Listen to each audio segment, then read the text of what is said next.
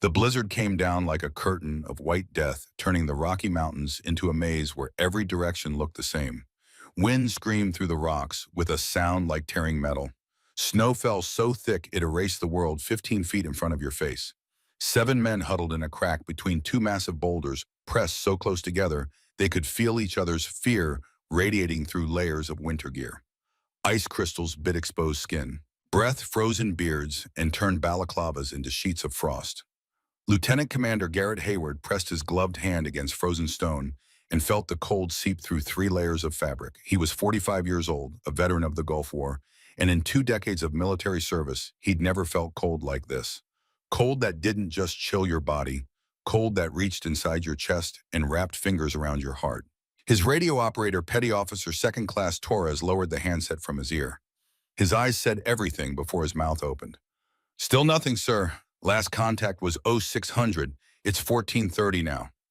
8.5 hours. They'd been cut off from command for 8.5 hours. Hayward counted heads again, even though he already knew the answer. A commander counts his people. It's reflex like breathing. 1, 2, 3, 4, 5, 6, 7. 7 faces looked back at him through snow-caked balaclavas and frozen exhaust from labored breathing. 7, not 8. "Where's Thorne?" he asked. The question came out flat, emotionless. Training kept his voice steady even when his gut twisted. Chief Petty Officer Dorian Vale, the senior enlisted man, shifted his position against the rock wall. Ice cracked off his shoulders. "Last visual was during the break contact, sir. She had rear security when we took fire from the ridge." But that had been 4 hours ago. 4 hours since the ambush that came out of nowhere, 3 directions simultaneously, a coordinated assault that spoke of preparation and patience, not opportunity. 4 hours since Sergeant First Class Fallon Thorne had simply ceased to be among them. Hayward closed his eyes and saw it again. The team executing their withdrawal drill, bounding back through the trees in pairs. Suppressive fire keeping enemy heads down. The crack and snap of bullets through branches. The heavy thump of RPGs hitting rock and earth. Somewhere in that chaos, she'd vanished. Thorne wasn't Navy. She was Army on loan from a specialized unit whose full name nobody spoke aloud. Her orders had come from somewhere above Hayward's pay grade, attached to his team 48 hours before insertion, with a terse message: provide overwatch and long-range precision support as required. She'd introduced herself with a firm handshake and nothing more. No small talk during the helicopter ride into the mountains. No banter at the overnight position before movement. She checked her rifle, a suppressed SR-25, with a Schmidt and Bender scope, cleaned it, checked it again, then slept sitting upright with her back against her rucksack. Professional, competent, almost forgettable. Almost. Except for her eyes. Hayward had noticed them during the mission brief. Gray-blue like winter ice. Utterly calm when she'd asked her single question. "Rules of engagement if we're separated, sir." He'd tapped the map. "Link up at primary extraction point. If compromised, secondary is here. If both are denied, break east 20 miles. There's a forward operating base." She'd nodded once. That was all. Now she was gone. "Could she have been hit?" Specialist Jonah Oakes asked. At 23, he was the youngest on the team, and his voice carried an edge of panic he was trying to hide. "Gone to ground, wounded." Vale shook his head. Didn't hear any screams. And Thorne doesn't seem the screaming type. Hayward agreed silently. In the brief time he'd observed her, Thorne moved through the mountains like she'd been born to them. Her steps fell soundless on frozen ground. She anticipated terrain before reaching it, reading the landscape with the fluency that came from years of practice. During their single contact prior to the ambush, a brief exchange with 2 scouts, she'd put both targets down with shots so quick Hayward had initially thought it was one shot echoing off the rocks. "We need to assume she's evading," Hayward said. "Our priority is getting the team to safety. Brennan needs a surgeon within 12 hours, or he loses that arm." Hospital Corpsman Second Class Lyle Brennan sat with his back against the rock wall, his right arm splinted and wrapped in pressure, bandages soaked through with blood that had frozen into stiff patches. Shrapnel from an RPG had shredded the muscle from elbow to shoulder. He was lucid now, eyes clear, but shock would come eventually. Aftershock infection, after infection sepsis, then death. The clock was ticking. Sir Oakes said from his position at the ravine's mouth. "Movement. Ridge line 200 meters. Everyone froze. Weapons came up slowly, fingers moving to trigger guards. Hayward low-crawled to Oakes' position, bringing his rifle scope up with deliberate care. Through the swirling snow, he counted 6 figures moving in a ragged line along the ridge above them. They weren't searching in the frantic way of men who'd lost contact with an enemy. They were positioning, setting up a cordon. They know we're in this area, Vale whispered. They're boxing us in. The tactical situation crystallized in Hayward's mind with brutal clarity. The enemy had superior numbers. His best estimate put them at 30-plus fighters. They had knowledge of terrain. They had time. His team had limited ammunition, no air support, no communications, and wounded men who couldn't move fast. The blizzard that grounded friendly aircraft also prevented thermal imaging, but it cut both ways. Visibility was down to 50 meters in the open, less in the trees. They had perhaps 6 hours of daylight remaining. After that, moving would be nearly impossible. Staying would be a slow freeze. We move in 1 hour, Hayward decided. Use the storm as cover. Head northeast to the primary landing zone and pray the weather breaks enough for extract. That's 3 clicks through their lines, Vale said quietly. You have a better option. Chief, Vale's silence was answer enough. The next hour passed in tense stillness.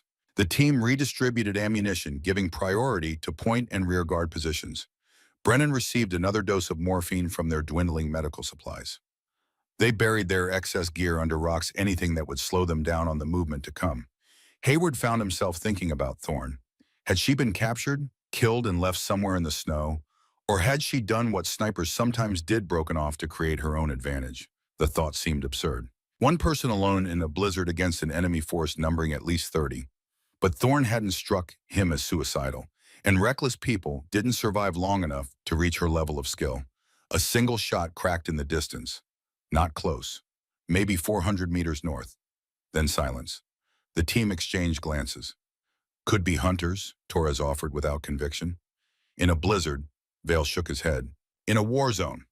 That was a 7.62, Petty Officer Dex Carrington said. He was one of the team's designated marksmen, and he knew the sound of precision rifles. That was deliberate fire, one shot, one target. Another shot, same direction. Then silence again. Hayward checked his watch. 15:42 hours. 48 hours until their missed check-in would trigger search and rescue protocols. 48 hours was an eternity. Mount up, he ordered. We're moving now while they're distracted. As the team prepared to leave their thin shelter for the killing cold outside, Hayward couldn't shake the feeling that somewhere in the white void Fallon Thorne was still fighting. The question was, for what? But before the blizzard, before the ambush, before Fallon Thorne vanished into the white death of the Rocky Mountains, there had been doubt.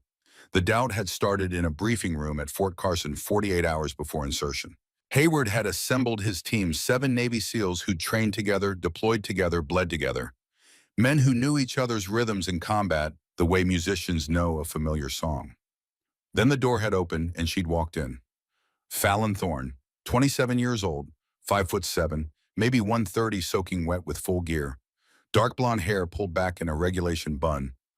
Eyes that seemed to measure everything they saw.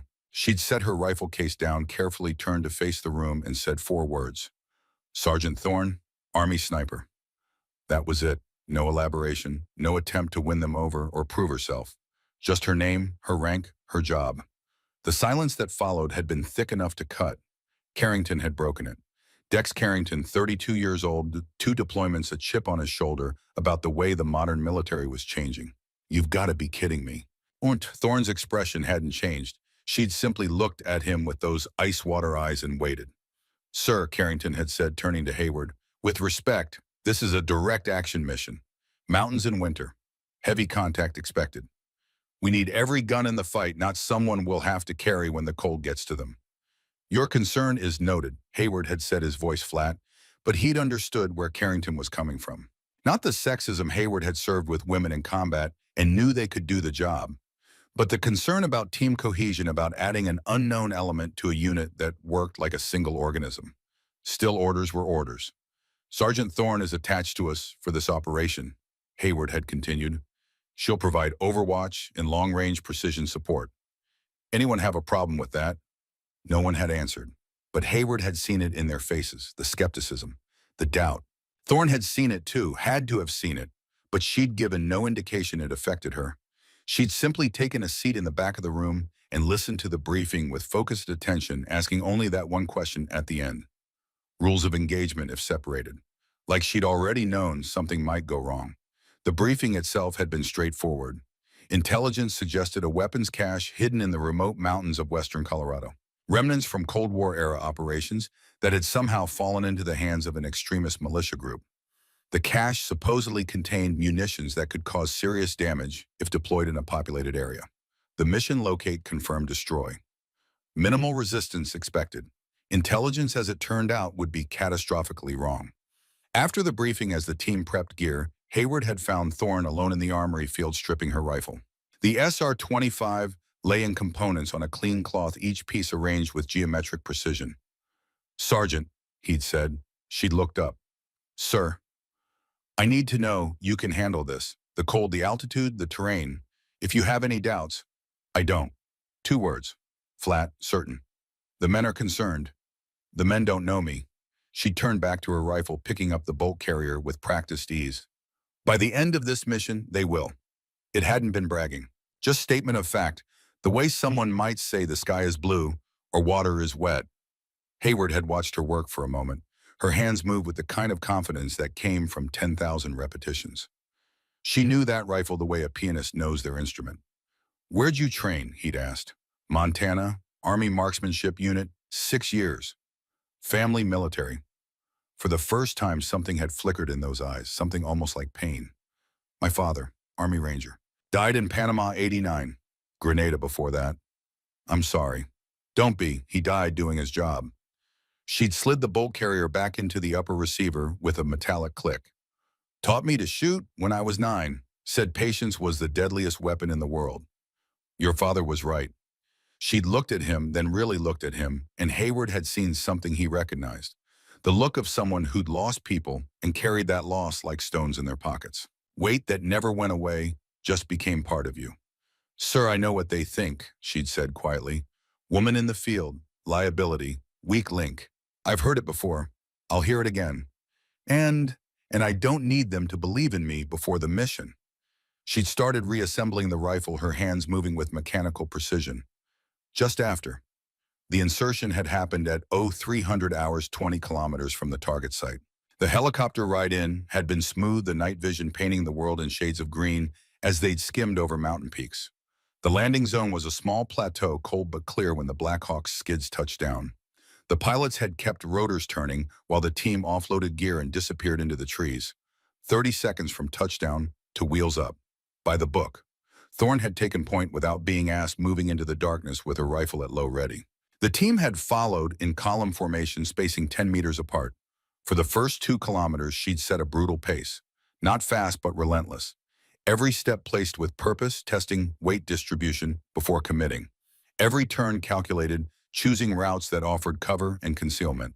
Carrington, moving second in the column, had muttered something that might have been respect or might have been resentment. Hard to tell in the dark. At 0500, they'd reached an observation position on a ridge overlooking the target valley. Thorne had gone prone behind a fallen log, pulling out a spotting scope. She'd glassed the valley for 10 minutes without moving, her breathing controlled and shallow to avoid creating vapor clouds that might give away their position.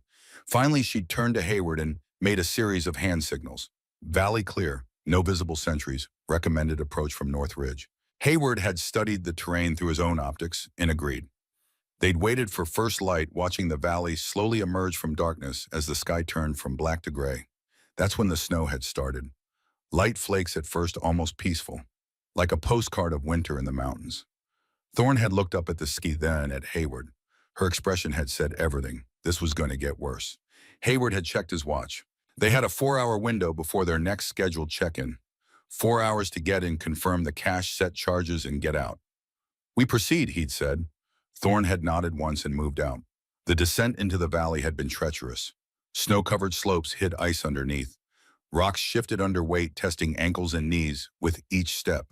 Twice team members had slipped, catching themselves before they fell. Thorne had moved like she could see through the snow.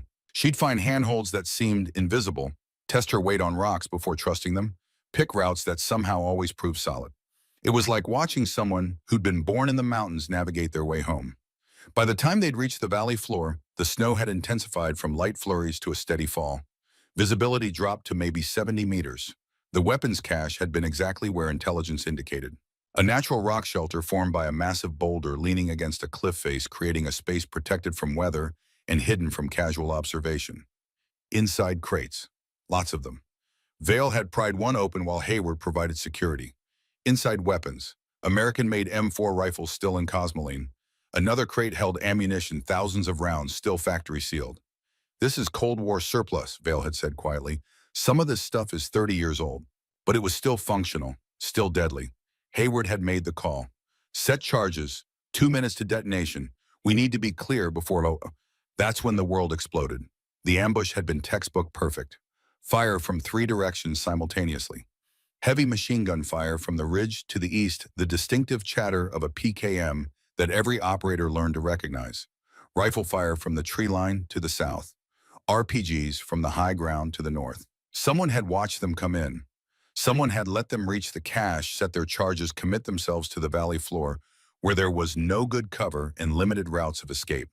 Then that someone had sprung the trap. Hayward's training had taken over before his conscious mind finished processing the situation. He'd barked orders, suppress move, and the team had executed their withdrawal drill with the precision that came from hundreds of repetitions. But precision didn't change the math. 8 people moving through a kill zone against an enemy with prepared positions and superior firepower. The team had bounded back through the trees, pairs leapfrogging, while others provided covering fire. Bullets snapped through branches overhead. RPGs hit trees and exploded into clouds of splinters and frozen earth. Somewhere in that chaos, Brennan had gone down, shrapnel tearing into his arm and side. Vale had grabbed him, dragged him behind a boulder, while Oakes laid down suppressive fire. And somewhere in that same chaos, Fallon Thorne had made a choice. Hayward hadn't seen it happen, hadn't seen her break off from the team. He'd been focused on getting his people out of the kill zone, on maintaining fire superiority, on calling out targets and directions. But later, piecing together those desperate minutes, he'd understand what she'd done. From her rear security position, she'd seen something the rest of them couldn't see. A third element moving to cut off their escape. 8 men with a machine gun positioning themselves to create an L-shaped ambush that would have trapped the entire team. She'd seen it and made her decision in the space of 3 seconds. The team had reached a rocky outcropping and consolidated behind it, returning fire, while Hayward did a rapid head count, 7. "Where's Thorne?" he'd shouted over the gunfire. "She was rear security," Vale had called back. "Last saw her 30 meters back." Hayward had looked back through the trees, through the snow and smoke and chaos. Nothing. But then he'd heard it. A single shot, different from the case of automatic fire. Precise, deliberate. The crack of a 7.62 at distance. And somewhere in the trees, a scream cut short. Then another shot. Same precision, same result. Thorne wasn't running. She was fighting, buying them time with bullets and calculated violence. But the team couldn't wait. Fire was intensifying. Brennan was bleeding. They had to move. "Fall back," Hayward had ordered. "North Ridge, move, move, move." They'd moved, running, stumbling, half carrying Brennan between them. The enemy had pursued but hadn't pressed hard, almost like they were more interested in containing than killing. Behind them, scattered shots had continued, deliberate, spaced out. One shot, one target, the sound of a professional at work. The team had found this ravine 30 minutes later and taken shelter. That had been 4 hours ago. 4 hours of listening to occasional shots in the distance. 4 hours of wondering if each shot was Thorne eliminating a threat or the enemy finally pinning her down. 4 hours of Hayward second-guessing his decision to leave her behind. Now preparing to move again, Carrington approached Hayward. The man's face was different than it had been in the briefing room 48 hours ago. The skepticism was gone, replaced by something that looked like shame. "Sir," Carrington said quietly, "about Thorne." "What about her?" "I saw it when the ambush started. Saw her take the shot that saved my life." Hayward waited. There was a sniper, ridge above us, maybe 350 meters out. Had a clean shot on my position. I was exposed, reloading. Dead to rights. Carrington's jaw worked. Then the guy's head snapped back and he dropped. One shot. Had to be her. Probably was. She gave up her position, her safety, to save the guy who called her a liability. Carrington looked at his boots. "I was wrong, sir, about her. And if we get another chance, if we find her out there..." He trailed off, but Hayward understood. Before he could respond, another shot cracked in the distance. Closer this time, maybe 300 meters. The team went silent, listening. 30 seconds later, another shot. Different direction. Vale looked at Hayward with something like awe in his eyes. "Sir, that's impossible." No way one shooter moves that fast in this terrain in this weather. Unless, Hayward said slowly, she's not trying to engage from one position. She's moving between shots, staying mobile, making them think there's more than one. That's suicide. Every time you move, you're exposed. One thermal scope, and they'd have her. Maybe. Or maybe she knows they don't have thermal. Maybe she's counting on the storm to hide her movement. Hayward looked out at the white void. Maybe she's doing exactly what a sniper is supposed to do when they're outnumbered and outgunned. What's that? Make the enemy so afraid of the shadows that they see threats everywhere. Turn their superior numbers into a liability. Oak spoke up from his position by the entrance. Sir, if she's out there operating alone, how long can she last? The cold alone? She'll last as long as she needs to, Hayward said it with more confidence than he felt. Mount up, we move in 5. The team began final preparations. Weapons checks, gear adjustments, the ritual movements of soldiers preparing to step back into danger. Hayward took one last look at the white void beyond their shelter. Somewhere out there, Fallon Thorne was fighting a war of one, not with the expectation of survival or rescue, not for glory or recognition. Fighting because that's what soldiers do when their team needs time, when the mission demands sacrifice, when someone has to be the ghost in the blizzard. The wind howled like all the mountains crying out at once. And in that wind, Hayward thought he heard another shot. Distant, precise, deadly. The ghost was still hunting. 4 hours earlier during the ambush, Fallon Thorne had made her choice in less than 3 seconds. The math was simple, brutal but simple. The team was breaking contact moving west through the trees. The enemy was pushing from the east and south. Standard small unit tactics said, stay with your unit, maintain cohesion, survive together or die together. But from her rear security position, Fallon had seen what the team couldn't see. A third element. 8 men well positioned on the ridge to the northwest with a PKM machine gun already being set up on a tripod. If Hayward's team continued their current path, they'd walk into an L-shaped ambush in less than 3 minutes. She couldn't warn them. Radio discipline during contact was absolute. Breaking that discipline would give away everyone's position. She couldn't run forward to catch them. That would leave the rear exposed, and she'd never reach them in time anyway. So she did the thing she'd been trained to do since she was 19 years old. The thing that had taken her from an unremarkable childhood in rural Montana to some of the most hostile places on Earth. She made herself disappear. First, separation. As the team bounded back through the trees, Fallon angled right, using a dense thicket of snow-covered pines as concealment. She moved 20 meters in absolute silence, dropped prone behind a fallen log, and waited. Her breathing slowed automatically. 4 counts in through the nose, 7 counts, hold 8 counts out through the mouth. The rhythm her father had taught her when she was 9 years old, standing in snow just like this, learning to hunt elk in the mountains above their ranch. The enemy element pursuing the main team passed within 15 meters of her position. She counted them through the gaps in the log. 12 men moving fast, focused forward, breathing hard from exertion and adrenaline. She let them go. The temptation to engage was almost physical, a pressure in her chest that demanded action. But engaging would accomplish nothing except revealing her position and ensuring her death. So she waited, counted to 60, then moved. Her rucksack held 72 pounds of gear. Rifle ammunition, water survival equipment, and her ghillie suit carefully constructed from canvas and local vegetation she'd gathered during mission prep. In summer forest, it was highly effective. In snow, it was less so, but snow provided its own camouflage. Fallon moved to her first firing position, a small depression sheltered by an overhanging rock. She pulled the white outer layer of her ghillie suit over her winter gear, spread herself prone, and used her small entrenching tool to pile snow across her back and legs. Within 5 minutes, she was a white mound, indistinguishable from a dozen others scattered across the landscape. Then she began the real work. Waiting. People who didn't understand the sniper's craft thought it was about shooting. They thought about the trigger press, the recoil, the target falling. They thought sniping was action. But shooting was maybe 10% of the job. The easy 10%. The hard part was existing in a space actively hostile to human life for extended periods while maintaining absolute readiness. The hard part was becoming part of the terrain. The hard part was patience measured not in minutes but in hours, sometimes days.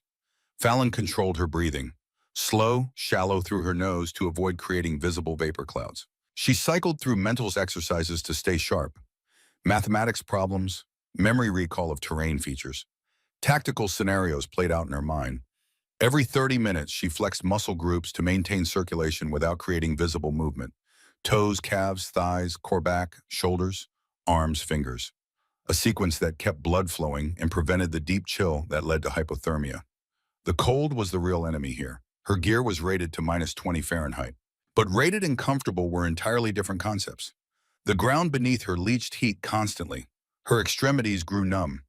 First fingers and toes, then ears and nose. She fought the numbness with isometric exercises, tensing and releasing muscles in sequence. Not enough movement to disturb the snow covering her, but enough to generate heat through muscle friction. Through her scope, she watched the enemy establish their cordon around the valley. They were competent. Not elite, but trained. They understood terrain moved with purpose, communicated effectively through hand signals and short radio transmissions. By her count, there were 32 of them divided into 8 four-man teams. Too many to fight directly. But numbers created coordination problems. The larger a force, the more vulnerable it became to disruption. More people meant more communication requirements, more chances for confusion, more points of failure. Fallon identified the key players through patient observation. 2 men who others deferred to, probably unit leaders. 1 man carrying a long-range radio with an antenna that marked him as the communications hub. 3 designated marksmen with scoped rifles who positioned themselves at elevated points. These were her targets, not for immediate elimination, but for mapping. She needed to understand their patterns, their rhythms, their decision-making processes before she could effectively exploit them. As darkness fell on the first night, temperature dropped fast. Her water bladder froze despite insulation. She needed to move to generate warmth, but movement meant risk. She compromised. While the enemy settled into night positions, Fallon executed a careful relocation. She moved 5 meters, literally 5 meters over the course of 90 minutes. Each movement took 10 minutes. Shift weight slowly, test ground carefully, advance 1 limb, freeze, wait, listen, advance the next limb. The discipline required was enormous. Every instinct screamed to move faster, to get to warmth and shelter. But instinct killed snipers. Discipline kept them alive. The new position offered better wind protection and a small gap between rocks where she could partially insert herself. She compressed her body into the space-pulled snow across the opening and created a tiny pocket of air. Her body heat reflected by the rocks raised the temperature in this microenvironment, meant just enough to prevent severe hypothermia. The difference between 32 degrees and 28 degrees seemed small, but it was the difference between manageable cold and life-threatening cold. Barely. The second night was worse. Fallon had gone 36 hours without real food. Only energy gels that had partially frozen into a consistency like cold tar. Her water situation was critical. She ate snow knowing it would lower her core temperature, but having no alternative. The physical discomfort was manageable. Fallon had endured worse during training. Arctic survival course in Alaska, where they'd made her dig snow caves and survive on minimal rations for a week. Desert operations training in temperatures exceeding 120 degrees. She'd learned her body's limits and how to push past them. But the psychological challenge was different. Humans are social animals.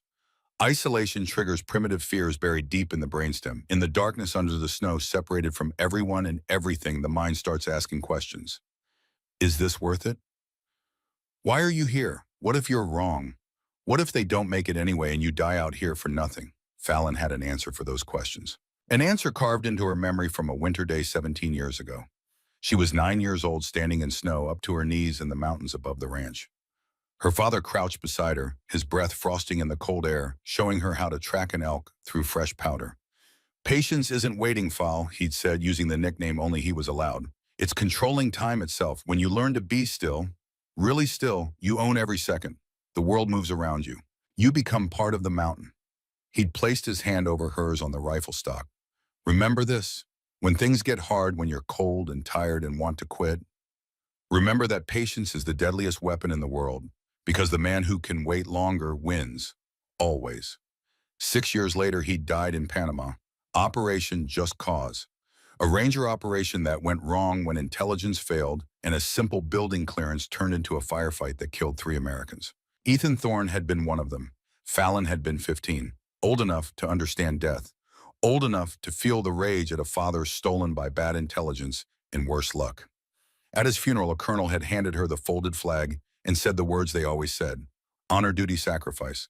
She'd taken the flag and made herself a promise. If she was going to follow her father into the military, she would be so good, so precise, so patient, that bad intelligence and bad luck would never touch her team. She would be the one who saw what others missed, who waited when others rushed, who made the hard choices so others could go home. That promise had carried her through sniper school, through deployments, through moments when quitting would have been easier than breathing. It carried her now in the darkness, in the cold, in the isolation. 7 men needed time. She had patience. The equation balanced. Through the wind, she heard voices. Enemy patrols arguing about which direction to search next. She smiled inside her cocoon of snow and fabric. They were looking for 8 people.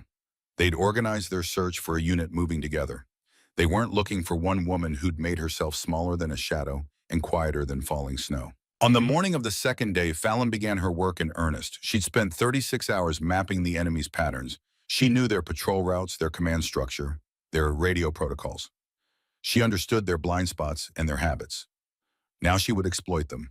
But exploitation required exposure, required shots, and each shot was a risk calculation.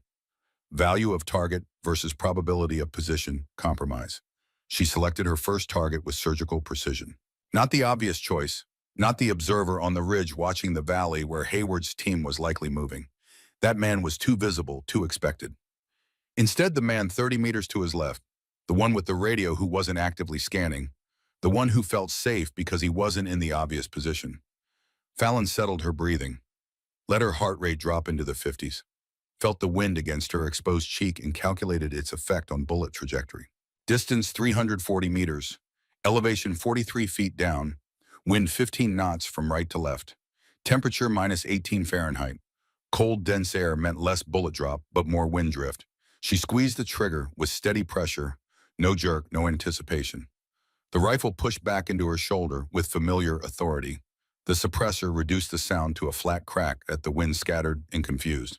Downrange, the man with Asfa's radio sat down heavily in the snow, with a look of profound confusion on his face. The bullet had struck just below his collarbone, angled down through his chest cavity, and destroyed his heart before his brain could register pain. He toppled forward into the snow. His partner, the observer, had been looking the wrong direction.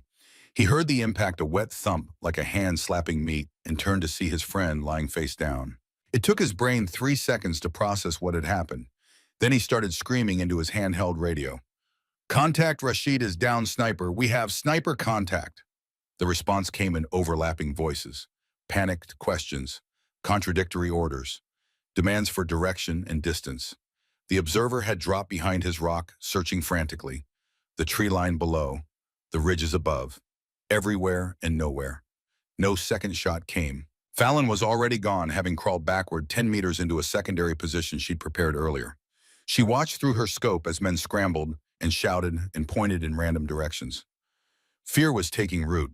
This pattern repeated itself across the operational area over the next 6 hours. A shot, one casualty, then nothing. The shots came from different locations, or seemed to, north, then south, then west. They were spaced irregularly to prevent pattern recognition. 2 shots 40 minutes apart, then nothing for 3 hours, then 3 shots in 90 minutes. The enemy commander, a former Czech Special Forces operator named Dmitry Cross, assembled his squad leaders in a sheltered ravine. 8 men, their faces showing varying degrees of fear and frustration. "Report," Cross ordered. His accent was thick, but his English was precise. The casualty count was adding up. 5 dead, 2 wounded. But it was the manner of the casualties that created corrosive fear. No one saw the shooter, no one heard sustained fire. The shots seemed to come from elevations that should have been impossible to reach in the time between engagements. "It's more than one," insisted one of the squad leaders, a younger man whose hands shook when he thought no one was watching. "Has to be. They're coordinating. Multiple shooters in position before we arrived." "Then why do we only hear one rifle?" Cross countered. "Same caliber, same suppressor signature. Our marksmen all agree on this." "Then how does one person move so fast?" Jamal was shot from the western ridge at 1400. 30 minutes later, Rashid was shot from the eastern valley. That's 2 kilometers. Cross had no answer that wouldn't sound like an admission of the impossible. His tactical training, earned through hard years in worse places than this, said what was happening couldn't happen. One sniper couldn't control an area this large. Not in these conditions. Not against a force this size. But the evidence suggested otherwise. "The Americans," another squad leader said, "the team we were tracking, are they still in the area?" We found tracks heading northeast, moving slow, staying low. They're trying to reach their extraction point. Cross gestured at the white landscape around them. But this is different. This is someone hunting us. The psychology of the situation was deteriorating faster than the tactical situation. Soldiers could fight an enemy, they could see maneuver against known positions, employ doctrine against conventional threats. But an invisible threat that struck without warning from unknown locations created paranoia. Men started seeing movement in every shadow, reporting contacts that weren't there, refusing to take point positions or venture too far from the main group. Cross made a decision. Pull everyone back. We create a consolidated perimeter around the valley. 4 observation posts on elevated positions with overlapping fields of fire. We force them to come to us. And the American team, they're trying to reach the landing zone northeast of here. We know where that is. We get there first, set up an ambush, and wait. The sniper can't protect them if they have to cross open ground. It was sound tactics, defensive positions, numerical superiority, terrain advantage. The Americans would have to emerge from cover eventually. When they did, Cross would have them. The redeployment took 3 hours. Cross positioned his best men at the 4 observation posts, each with radios and clear sight lines. The remainder formed a mobile reserve ready to respond to contact. By 1700 hours, the perimeter was set. Cross allowed himself a moment of satisfaction. The Americans were boxed in. The sniper, whoever they were, had lost the initiative. That's when his radio crackled. Post 3 to command. I have eyes on the American team. 607 personnel moving through the tree line. Grid follows. The transmission ended with a sound like breaking glass. Post 3 repeat. Post 3 respond. Nothing. Cross grabbed his reserve squad. With me. Post 3. Now. They found Post 3's position empty. No bodies, no blood, no signs of struggle. Just equipment abandoned in neat piles as if the 3 men had simply stood up and walked away. Except they hadn't walked. In the snow around the position, Cross found tracks leading away. But only for 10 meters. Then the tracks stopped.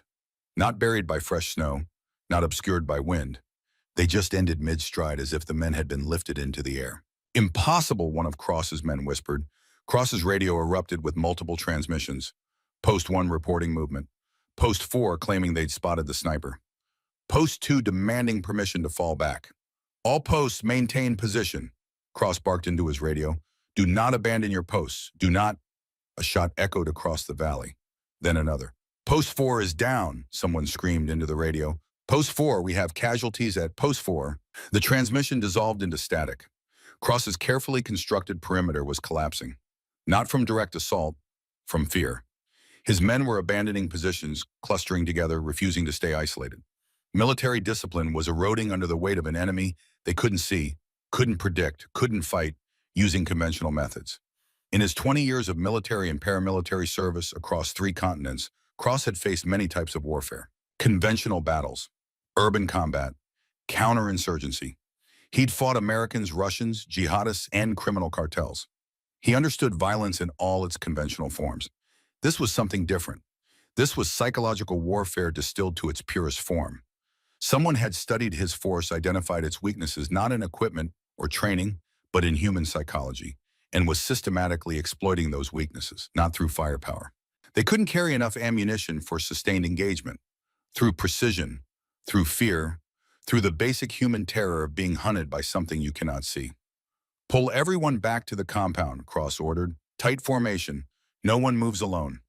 The compound was a partially collapsed structure 2 kilometers south, the only truly defensible position in the area. Stone walls still mostly intact. Limited approaches. Clear fields of fire. As his force withdrew, abandoning the high ground and the tactical advantage they'd held, Cross couldn't shake one thought. Somewhere in this storm, hidden in the white death that surrounded them, was a single person who had just defeated 30 men without them ever seeing her face. And unless Cross missed his guess, that person wasn't finished. Fallon watched them retreat through her scope. The enemy was consolidating exactly as she'd hoped. Fear was driving their tactics now, not training. They were becoming predictable, defensive, vulnerable in new ways. But she was paying the price for this victory. 72 hours without sleep. Her vision was starting to blur at the edges, creating halos around objects when she tried to focus. She'd caught herself micro-sleeping twice. Brief moments where consciousness simply shut off and the brain demanded rest that couldn't be given. Each time she jolted awake with a spike of adrenaline that left her shaking and nauseous. The cold had progressed beyond discomfort into active damage. She could no longer feel her left foot. When she'd removed her boot during a brief moment of shelter to check for frostbite, she'd found the skin waxy white and unresponsive to touch.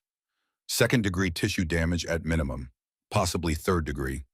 The foot might be savable with immediate medical intervention. She didn't have that luxury. Her hands could still execute the manual actions required to operate her rifle, but fine motor control was degrading. She'd noticed it during her last shot, a tremor in her trigger press that hadn't been there before. The round had still hit center mass, but the tremor was a warning sign. Her body was approaching its limits. Time was not her ally.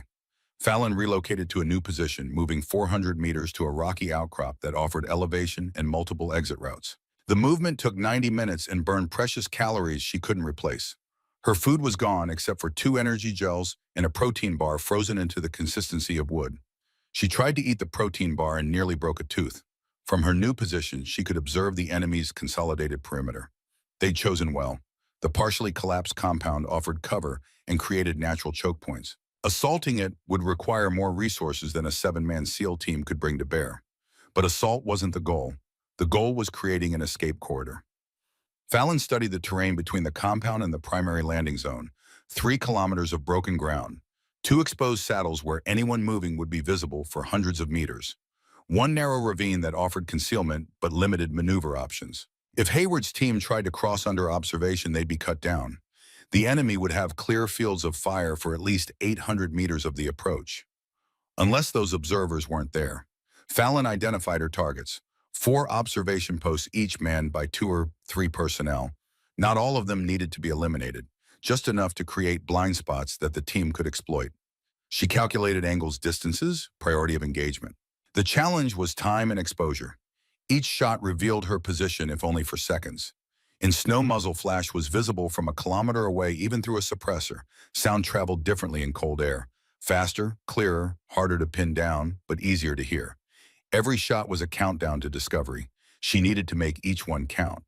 The first shot at 1930 hours took out the radio operator at the northern observation post. Fallon had watched him for 40 minutes, noting his patterns. He stood in the same spot every 10 minutes to make situation reports. Predictable, fatal. The 7.62 millimeter round covered 340 meters in less than half a second. The operator's radio exploded into components as the bullet passed through his chest and struck the equipment. His partner dove for cover, screaming into a handheld backup radio. Fallon was already moving. She shifted position 30 meters west, using the moment of chaos to cover the sound of her movement. By the time return fire began raking her previous location, she was gone.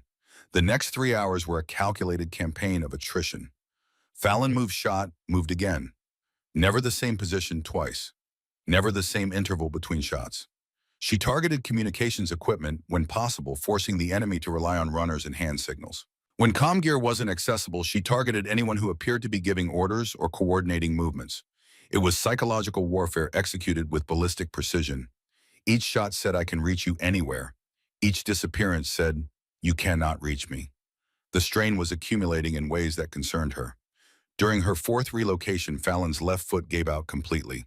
No feeling, no response. She dragged it behind her like dead weight, trying to restore circulation through massage and manipulation. Nothing. The tissue damage was progressing beyond temporary numbness into potential permanent injury. Nerves dying from prolonged cold exposure. Muscle tissue breaking down. She didn't let it slow her pace.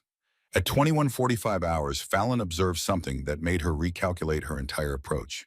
The enemy was pulling back further, abandoning even the compound.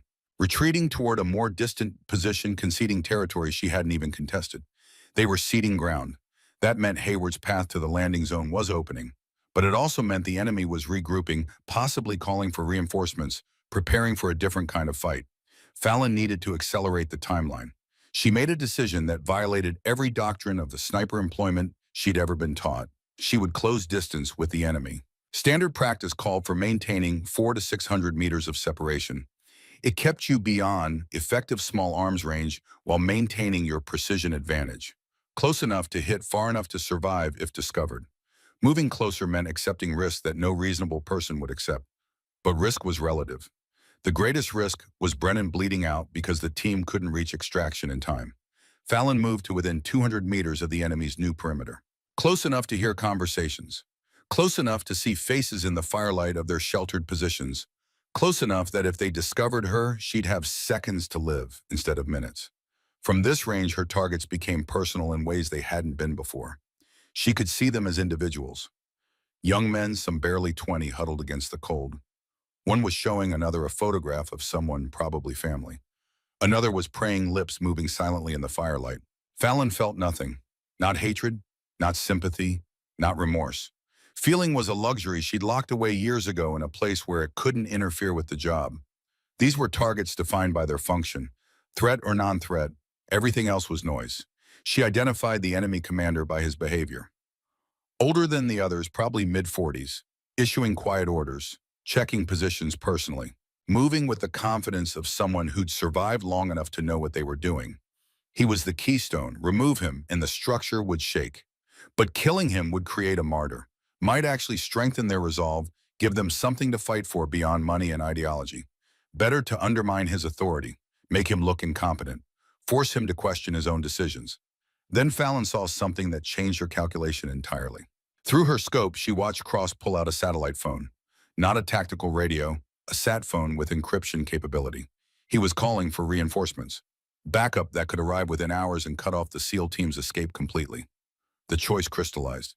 Kill Cross now, and his second-in-command would take over. Competent, angry, vengeful. The hunt would intensify. Or kill the second, leave Cross alive, but psychologically shattered, and watch the entire force collapse from within. It wasn't even close. Fallon shifted her point of aim to the man standing beside the commander. His second-in-command, judging by the deference shown when he spoke. Mid-30s, competent, bearing the kind of man who'd hold a unit together through crisis. She waited for the perfect moment, commander mid-sentence explaining something with hand gestures. The second leaning in to listen, head tilted, concentration on his face. The shot took him through the throat. He dropped instantly, hands clutching at the wound, blood spraying across the snow and across Cross's face and chest. The commander's expression transformed in stages. Shock, then horror, then something worse. Doubt. Fallon watched through her scope as he scrambled for cover, shouting contradictory orders, his command presence evaporating like water in desert heat. Men who'd been watching him for leadership now saw only panic. The psychological fracture was complete. Fallon gave herself 60 seconds to relocate. Her body was approaching critical limits, hands shaking not from cold but from muscle exhaustion, vision tunneling at the edges, thought processes slowing like a computer running out of memory. She forced herself through the motions anyway. Stand, move, drop, cover, breathe. One more night. Just hold together for one more night. Dawn of the third day brought a new enemy, Fallon's own physiology. She'd been awake for 96 hours straight. The human body wasn't designed for this. Studies showed cognitive function degraded after 72 hours to levels comparable to severe intoxication. Decision-making suffered. Reaction time slowed. Visual processing became unreliable. Fallon was experiencing all of it. She'd relocated to a position beneath a dense pine tree, its low-hanging branches heavy with snow, creating a natural shelter. Here she could risk brief moments of actual stillness. Not sleep. She didn't dare sleep, but stillness, letting her muscles rest even as her brain remained alert. The shaking had become constant now. Not fear, hypothermia. Her core temperature had dropped below optimal range. She'd stopped sweating hours ago even during movement. Her urine when she'd last been able to urinate had been dark brown. Severe dehydration despite eating snow. Her left foot was completely numb. Her right foot was heading the same direction. She'd removed her boots again to check and found both feet exhibiting the waxy white skin of second-degree tissue damage. The left foot showed darker patches on 3 toes. Third-degree frostbite. Those toes were already dead. The question was whether the damage would spread or could be contained. She wouldn't know until she reached medical care. If she reached medical care. Fallon forced herself through a physical inventory. Rifle functional, though the cold was affecting lubricant viscosity. Scope clear, but she'd noticed slight parallax errors that might be her eyes or might be temperature effects on the glass. Ammunition, 43 rounds remaining. Water none. Food 1 energy gel, frozen solid. Medical supplies, basic first aid, nothing adequate for her current condition. The math was simple and brutal. She had perhaps 12 more hours of combat effectiveness. After that, hypothermia and exhaustion would make accurate shooting impossible. Her body would begin shutting down non-essential systems to preserve core functions. Eventually, she'd lose consciousness. 12 hours. It would have to be enough. At 0630 hours, Fallon observed the SEAL team beginning to move. They were 3 kilometers southwest of her position, working their way through a ravine system toward the landing zone. She'd been tracking their progress through careful observation whenever she could risk exposing her position long enough to glass the terrain. Hayward was being smart, using terrain moving during limited visibility periods, minimizing exposure. The team's tactical discipline was evident even from this distance. But they were too slow. At their current pace, they wouldn't reach the landing zone before dark. Another night in this cold would kill Brennan, possibly others. The morphine had to be running low by now. Shock and infection were inevitable without proper medical care. Fallon made her decision. She would create a corridor, a cleared path through the enemy positions that the team could exploit. It would require exposing herself, taking risks that no instructor would ever sanction, violating every principle of sniper employment she'd been taught. The alternative was watching 7 men die slowly. She began with reconnaissance. Using her scope, she mapped every enemy position she could identify. 12 men visible, probably another 6 to 8 in covered positions. They were arrayed in a rough semicircle blocking the direct route to the landing zone. Fallon identified the weakest point, a gap between 2 positions where terrain created a natural corridor. Trees provided some concealment. A small stream, frozen now, offered a depression that could hide movement. If the team could reach that corridor, they'd have a chance. If the corridor was clear. Fallon moved to a position overlooking the gap. Range to the nearest enemy position, 280 meters. Range to the furthest, 520 meters. She'd need to engage multiple targets in rapid succession. Something she'd avoided so far because multiple shots meant revealing her position conclusively. The enemy would fix her location. Mass fire on it. She'd have perhaps 90 seconds before suppression became overwhelming. 90 seconds to clear the corridor and relocate before she was overrun. She checked her watch, 0745. The SEAL team was approximately 40 minutes from reaching the corridor entrance, assuming they maintained current pace. She needed to time this perfectly. Too early, and the enemy would reposition. Too late, and the team would walk into fire. Fallon settled into her final firing position. It wasn't ideal. Exposed from the left flank, limited escape routes. But it offered clean sight lines to all 5 targets she'd prioritized. Then she waited. The waiting was always the hardest part. Combat was seconds of violence between hours of stillness. In training, instructors had made her lie in position for 18 hours straight, forbidden from moving anything except her trigger finger. You don't occupy a position, they'd said. You become the position. Part of the earth, part of the stone. Wind doesn't move. Stone doesn't feel cold. You are wind. You are stone. Fallon had become many things over the years. Rock and shadow and snow. She'd learned to separate consciousness from physical discomfort, to exist in a space where cold and pain and fear couldn't reach her. But that space was getting harder to access. Exhaustion and hypothermia were breaking down the mental walls she'd constructed. Thoughts intruded where there should have been only focus. Questions bubbled up from places she usually kept sealed. What happens if she passed out before the team reached safety? What if her calculations were wrong and the corridor was actually a kill zone? What if she'd positioned herself wrong and couldn't make the shots? She crushed the thoughts with practiced discipline. Doubt killed more operators than bullets ever would. At 0822, Fallon spotted movement. The SEAL team visible for just seconds as they crossed an open area between tree lines. Hayward on point, moving well, checking angles. The formation was tight but not clustered. Professional. They were 12 minutes from the corridor entrance. Fallon made a final check. Wind had picked up slightly. 8 knots from the west. Temperature -15 Fahrenheit. Humidity high from the ongoing snowfall. All factors that affected trajectory, though. At these ranges, the effects were minimal. She acquired her first target. A man positioned at the northern edge of the gap, armed with a scoped rifle. He was scanning the approaches, alert, dangerous. Fallon controlled her breathing, let her heart rate settle into the low 50s. Found that space between heartbeats where the rifle was perfectly still, where her body became an extension of the weapon, where the simple mechanical act of pressing a trigger 4 millimeters to the rear would send a copper-jacketed projectile downrange at 2,800 feet per second. She squeezed. The man dropped. Fallon was already transitioning to target 2. No time to confirm the kill, no time to admire her work. The clock was running. Target 2 was moving, responding to the sound of the first shot. He made it 3 steps before Fallon's bullet found him. Target 3 had dropped into cover. Smart. But he'd chosen the wrong cover, a position that protected him from ground-level threats, but not from Fallon's elevated angle. She put a round through the gap between the rock he was hiding behind and the tree next to it. Targets 4 and 5 were together, both turning toward where they thought the shots originated. Both wrong. Fallon walked rounds into them with mechanical precision. Aim, press, transition, aim, press, transition. 5 shots in 8 seconds. Then she moved. Bullets started hitting her position before she'd crawled 5 meters. The sharp crack of rounds passing overhead, the deeper thump of impacts in the rocks behind her. The enemy had triangulated her position from the muzzle reports. Fallon low-crawled down the slope, using the terrain to break line of sight. Snow kicked up around her as bullets searched for her. One round hit close enough that she felt the pressure wave against her cheek. She reached a small fold in the ground and rolled into it just as sustained fire began chewing up the position she'd just left. Dirt and snow and rock fragments filled the air. 90 seconds had become 40. Fallon forced herself to stillness, controlling the urge to keep moving. Movement drew fire. Stillness meant survival. She counted to 30 while bullets snapped overhead. Then the fire slackened as the enemy realized they were shooting at an empty ground. Voices shouted in the distance. Confused orders. Demands for situation reports. Fallon crawled another 30 meters to a position behind a cluster of boulders and risked a look through her scope. The corridor was clear. 5 bodies in the snow, no one moving to replace them.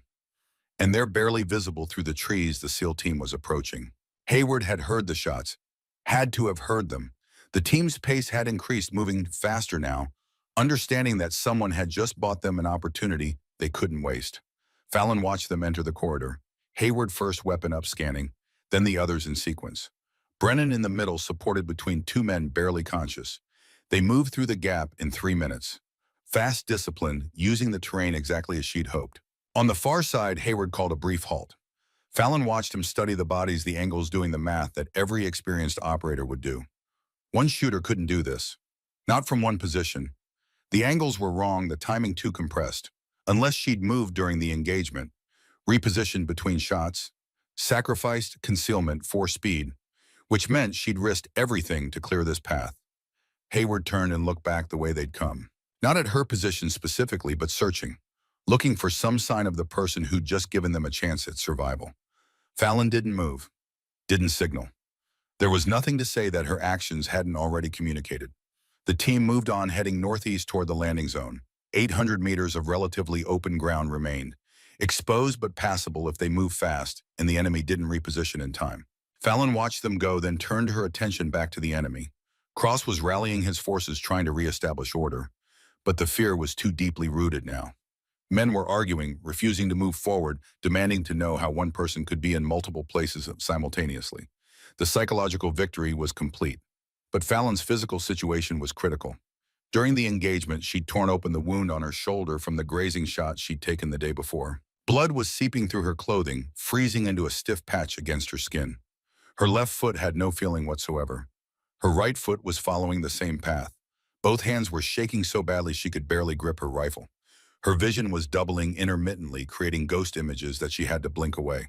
Hypothermia, dehydration, exhaustion, blood loss. The combination was pushing her toward the edge of collapse. Fallon forced herself to eat the last energy gel. It took 3 minutes to get it out of the packet, with fingers that wouldn't cooperate. The gel tasted like chemicals and provided minimal nutrition, but it was something. She checked her watch. 09:15. The SEAL team would reach the landing zone in approximately 30 minutes if they maintained pace. They'd activate their emergency beacon. Extraction might take anywhere from 1 hour to 6 hours depending on weather and aircraft availability. Fallon needed to hold position until she knew they were safe. Then she could allow herself to think about her own survival, if she was still capable of movement by then. She found a position with good observation of both the landing zone approach and the enemy perimeter. Settled in as best she could with a body that was actively shutting down, and waited. The SEAL team reached the landing zone at 09:43. Fallon watched through her scope as Hayward immediately began organizing a defensive perimeter while Vale pulled out the rescue beacon. It was a simple device. Activated, it broadcast a distress signal on emergency frequencies. Any friendly aircraft within 50 kilometers would pick it up. Vale activated the beacon. Its LED blinked green, confirming transmission. Now everyone waited. The minutes stretched. Fallon kept her scope moving between the team and the surrounding terrain, watching for threats. Her vision was getting worse, the doubling more frequent. She'd catch herself losing focus, her mind wandering to strange places before she'd snap back to alertness. Microsleep, her brain stealing moments of rest, whether she permitted it or not. At 10:15, Oakes reported movement from his position on the perimeter. 12 o'clock distance uncertain. Could be windblown snow. Could be personnel. Everyone oriented on the threat axis. Weapons up, fingers on triggers. The movement resolved into a human figure walking slowly through the snow. "Halt!" Oakes shouted. "Identify yourself." The figure stopped, raised both hands slowly, then spoke, voice barely audible over the wind. "Viper? Viper? Viper?" The challenge code, current correct authenticated. It was Fallon. She walked into the perimeter like a ghost becoming solid. Her ghillie suit was caked with ice, frozen into a shell that cracked and shed pieces as she moved. Her face was pale lips, blue eyes sunken into dark hollows. She moved with the careful deliberation of someone whose body was barely responding to commands. Blood had frozen on her shoulder in a dark stain, her left foot dragged behind her, useless. "Jesus Christ," Vale breathed. Fallon didn't acknowledge him. She walked directly to where Brennan lay on the ground, his face gray with shock and pain. She checked his vitals with hands that shook so badly she could barely find his pulse. Weak but steady, still alive. Then with exaggerated care she sat down beside him.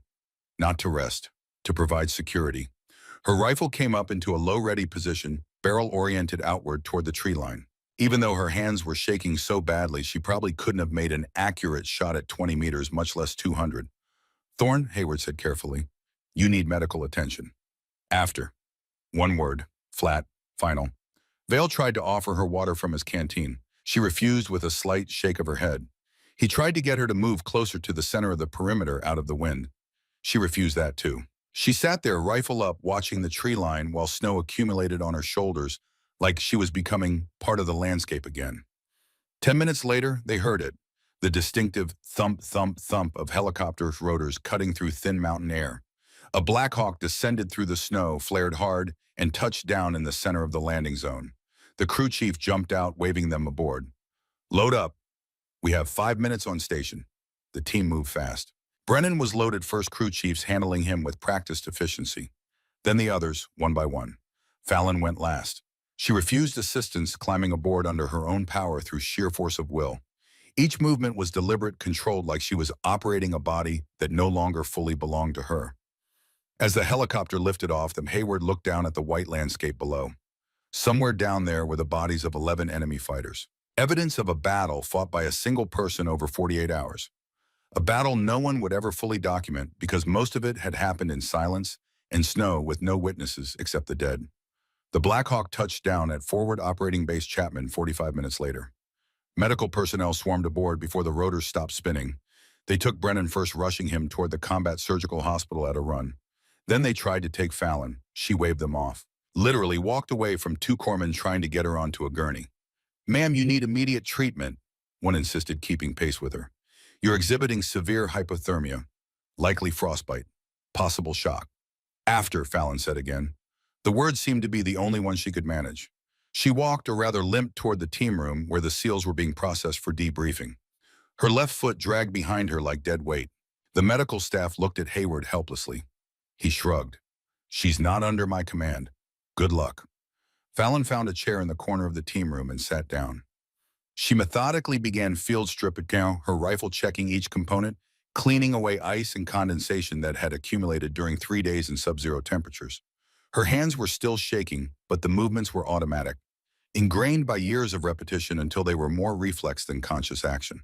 Vale brought her water. This time she accepted it, drinking slowly. Her throat worked painfully with each to swallow, the cold liquid hitting her dehydrated system like fire. "You saved our lives," Vale said quietly. Fallon didn't respond, just continued working on her rifle. "How did you do it?" he asked. "One person, 48 hours against that many hostiles in those conditions." Fallon finished reassembling the rifle, performed a function check, then finally looked up. Her eyes were the same gray-blue Hayward remembered from the briefing 3 days ago. But now they held something else. Exhaustion so profound it seemed to radiate from her like heat. "I didn't fight them," she said. Each word seemed to cost her effort. I made them fight themselves. Every shot was a question. Every silence was deut. Fear is a better weapon than bullets when you can't afford to miss. A colonel appeared in the doorway. The base commander, judging by the rank and the way everyone straightened unconsciously. He looked around the room, found Fallon, and walked over. Sergeant Thorne, I just got off the phone with your commanding officer. He wants to know if you can walk. Yes, sir. Then you need to walk to the medical facility right now, or I'm ordering 4 Marines to carry you there. Your choice. Fallon studied him for a moment, evaluating whether he was serious. He was. She nodded, stood carefully, swayed slightly, but caught herself and headed for the door. The medical evaluation took 3 hours. The doctor was blunt in his assessment, reading from notes on a clipboard, while Fallon sat on an examination table wearing a hospital gown. Severe dehydration requiring immediate IV fluids. 2nd-degree frostbite on both feet and 3 fingers. 3rd-degree frostbite on your left foot toes 2 through 4. Those toes are non-viable. We'll need to amputate to prevent gangrene. Muscle damage from sustained hypothermia throughout your lower extremities. Corneal abrasions from wind and ice exposure. Weight loss of 11 pounds. Creatine kinase levels indicating rhabdomyolysis, that's muscle tissue breakdown from extreme exertion. Core temperature when you arrived was 94.3 degrees. Normal is 98.6. He looked up from the clipboard. Another 6 hours and you'd have died. Kidney failure, then cardiac arrest. You understand that? Yes. And you stayed out there anyway. Fallon looked past him through the small window where she could see members of Hayward's team talking in the hallway. Alive. All of them. 8 reasons, she said. 7 men. One promise I made to myself a long time ago. The doctor shook his head. I'm recommending a psychiatric evaluation. What you did out there, the decision-making process that led to you nearly killing yourself. I didn't nearly kill myself, Fallon interrupted. I calculated acceptable risk and executed within those parameters. The mission was get the team to safety. Mission accomplished. At what cost? The cost doesn't matter. The outcome does. The doctor had no response to that. He prescribed IV fluids, antibiotics, pain medication, and 72 hours of mandatory rest. Fallon accepted the IV and antibiotics, refused the pain medication and the rest. While Fallon was in medical, Hayward was in debriefing. An intelligence officer and an operations officer wanted to know everything. Enemy strength positions, capabilities, what had gone wrong with the mission. When they got to Fallon's actions, Hayward did his best to explain. She engaged from how many different positions? The intelligence officer asked, stopping his note-taking. We estimate at least 15, possibly 20. Over what time period? 48 hours. And you never saw her. Not once until she walked into the landing zone. Not once, yes. The intelligence officer leaned back in his chair. We'll need to examine those enemy positions. Document this. If her methodology is repeatable, it could change how we think about long-range precision operations and force multiplication. It's not repeatable, Vale said from where he stood by the door. Not by normal people. What she did, that's not just training. That's something else. That's someone who values the mission more than they value their own life. You can't teach that. Either you have it or you don't. After debriefing, Hayward went to find Fallon. She was in the medical ward, but she'd refused to stay in bed. She'd somehow acquired clean fatigues and was sitting on the edge of the hospital bed lacing up boots that were 2 sizes too large to accommodate her bandaged feet. Going somewhere, Hayward asked. Weapons turn in, gear accountability, debrief with my command. All of that can wait. No, she said, it can't. Hayward understood. She needed to complete the mission cycle. Check in weapons account for equipment, report to her chain of command. Until those things were done, the mission wasn't over. And if the mission wasn't over, she couldn't let herself rest. It was the mindset that made operators like Fallon invaluable. It was also the mindset that destroyed them eventually. At least let me walk with you, Hayward said. They walked slowly through the forward operating base. Fallon limped badly. Her left foot barely functional, but she refused assistance. They didn't talk. There wasn't much to say. She'd done her job. He'd done his. 7 men were alive because of her actions. That was enough. At the armory, Fallon turned in her rifle. The armorer logged it, started to hand her a receipt, then paused. This rifle. How many rounds through it this deployment? 87. 87 rounds and 11 confirmed kills. The armorer looked at the weapon with something like reverence. Plus how many probable, Fallon didn't answer. Confirmed kills were documented. Everything else was speculation. Outside the armory, a Humvee was waiting to take her to the airfield. Her unit was based at a different location. She'd been on loan to Hayward's team for one mission. That mission was over. Before she climbed in, Carrington approached. The man who'd questioned her presence 3 days ago in the briefing room. "Sergeant," he said, "I need to say something." Fallon looked at him with those ice-water eyes and waited. "I was wrong about you, about what you could do, what you would do." His voice was rough. "I saw it during the ambush. You took the shot that saved my life. The sniper on the ridge, he had me dead to rights, and you dropped him. Then you sacrificed your position, your safety to give us a chance. You lived," Fallon said simply. "That's all that matters." "No, it matters that I was wrong. It matters, Aramborn, that you're the reason I'm standing here. It matters that you're the best soldier I've ever served with." He held out his hand. "Thank you." Fallon looked at the offered hand for a moment. Then she took it. "You're welcome." Hayward stepped forward as Carrington stepped back. "Thorne," he said, "what you did out there, I don't have words for it." "Then don't use words, sir." She met his eyes. "Just make sure Brennan gets to see his daughter graduate high school." "He will." "Then we're even." She climbed into the Humvee. The vehicle drove away, leaving Hayward standing in the snow with his team gathered around him. "Think we'll see her again?" Oakes asked. "No," Hayward said. "People like Thorne don't stick around for recognition. They do the job and disappear." "Eek, like a ghost," Vale said quietly. "Exactly like that."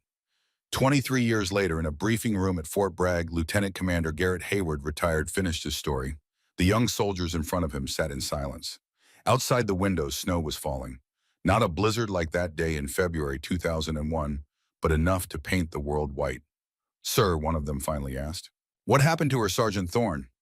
Hayward pulled out his phone, scrolled through photos, found the one he was looking for. It showed a woman in her 50s, hair gone silver gray, standing at a shooting range. She was instructing a class of young soldiers, demonstrating proper scope adjustment. Her stance was professional, but if you look at closely, you could see the slight favor she gave to her right foot. The left boot had a specialized sole. "She teaches," Hayward said, "advanced sniper school. But here's the thing, when I tried to find her last year to invite her to a reunion, I searched every database. Military Veteran Affairs, Social Security. Nothing. No Fallon Thorne exists in any official record post-2001. "She's dead," one soldier asked, voice dropping. "That's what I thought until I got a package in the mail. No return address, just this photo." He held it up. "This was taken 6 months ago at the Advanced Sniper School instructor course." The soldiers leaned in. The woman's face was turned slightly away from the camera, but on her left hand, visible even in the photo, were 3 fingers with what looked like old frostbite scarring. The instructor's name in the roster is listed as Emily Cross, GS-12 civilian contractor. But look at her feet. In the photo, barely visible, the woman's left boot was modified with a specialized sole, the kind someone would need if they were missing 3 toes. 3 toes, left foot, just like Thorne's medical report said would happen. Hayward smiled. "She didn't die. She became someone else. And somewhere right now, she's teaching the next generation everything she learned in that blizzard. The Army can erase her name, but they can't erase what she knows. So she keeps teaching, keeps making ghosts." He paused, looking at each young face. "That photo was taken last year. She still limps on her left foot, lost those 3 toes of frostbite back in '01. But she can still outshoot anyone half her age." One of the young soldiers asked, "And Brennan?" "The corpsman who was wounded." Hayward's smile widened. "He walked his daughter down the aisle at her wedding last summer. She graduated high school with honors in 2013, went on to nursing school. Brennan was there at her graduation. So was someone else sitting in the back row where no one would notice her. Silver hair, modified left boot, left before the ceremony ended. So Thorne came. She keeps her promises, always has." Hayward walked to the window, looked out at the falling snow. "Remember this, when people tell you that one person can't make a difference, that individual action doesn't matter. In modern warfare, you tell them about the ghost in the blizzard." He turned back to face them. "You tell them about the woman who vanished for 48 hours and saved 8 lives. The woman who fought a war of 1 against 30 and won. The woman who chose 7 strangers over herself and walked away from it all without asking for recognition or reward." The snow fell heavier now, erasing tracks covering the past, making the world new again. "You tell them about Fallon Thorne, the best soldier I ever had the privilege to serve with, the ghost who became a legend by refusing to be remembered." He picked up his briefing materials, prepared to leave. "One more thing," he said. Cross, the enemy commander. Know what happened to him? The soldiers waited. He left the mercenary business 6 months after that operation, became a security consultant. Last year, he published a training manual on unconventional warfare. There's a chapter on psychological operations. He never mentions Colorado, never mentions February '01, but the chapter is dedicated to the ghost in the mountains who taught me that fear is deadlier than bullets. He knows. He remembers. Even the enemy respects what she did. Hayward walked to the door, then stopped. If any of you make it to advanced sniper school and you have an instructor named Emily Cross, pay attention. Everything she teaches, she learned by doing. And what she did kept 7 of my men breathing. He left them sitting in silence as the snow continued to fall. Outside, the world was white and clean and new. But somewhere in that white silence, perhaps another young soldier was learning the lessons Fallon Thorne had learned all those years ago in Montana. That patience was the deadliest weapon. That fear was stronger than bullets. That one person who refused to quit could change everything. And that sometimes the greatest heroism was choosing to vanish so that others could live to tell the story. The ghost in the blizzard was gone, but the legend remained. And in classrooms and ranges across the country, a silver-haired woman with a modified boot was making sure the next generation understood what it meant to be a ghost. Not for glory, not for recognition, but because some promises once made to yourself in the cold and the dark and the isolation you keep forever. Even if no one knows your real name anymore, even if you've become someone else, the mission never really ends, you just pass it on.